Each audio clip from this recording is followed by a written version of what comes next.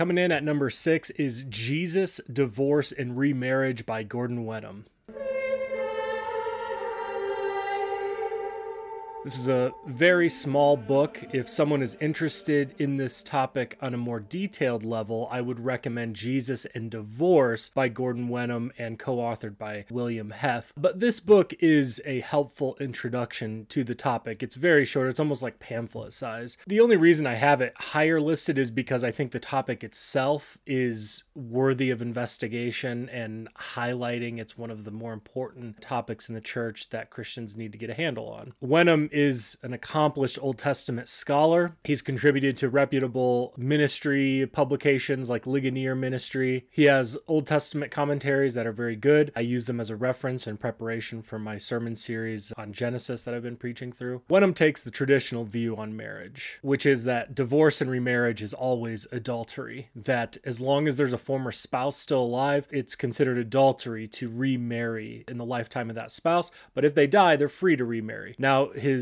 pastoral applications are weak and inconsistent, but as far as a scholarly argument for an absolute prohibition of remarriage while the spouse still lives, he's a really great resource, if not one of the best resources. In his summary of Jesus's teaching, Wenham says, "It appears that all three synoptic gospels regard assent to Jesus's teaching on marriage and divorce as proof of loyalty to the law. There is thus no conflict between the different gospels on how Jesus' teaching should be interpreted. All agree that divorce is contrary to the Creator's intention and that remarriage after divorce constitutes adultery, even if the law of Moses or Rome requires divorce for sexual immorality." Wenham cites examples from the early church like the Shepherd of Hermas, Justin Martyr, Clement of Alexandria, and Origen to supplement his biblical exegesis and the no remarriage view. He then goes on to cite a work done by Henry Cruzel, a 20th century Jesuit who also held to the same position. Wenham says, "We have looked at the views of only 4 early Christian writers from the first 2 centuries of the post-apostolic era. However, the full and definitive study of all the Christian writers in the first 5 centuries comes to very similar conclusions. That study lists 25 writers and 2 early councils who rejected remarriage after divorce. This consensus is remarkable, for on a great many issues the church was divided and rent by fierce controversy, including disputes over such central doctrines as the Incarnation, the Trinity, Christology, sin, redemption, and the sacraments. If ever there was a doctrine that fulfilled the Vincentian canon of orthodoxy, what has been believed everywhere, always, and by all, the traditional teaching on divorce and remarriage fulfills it abundantly." Now, Wenham may be overstating his case here,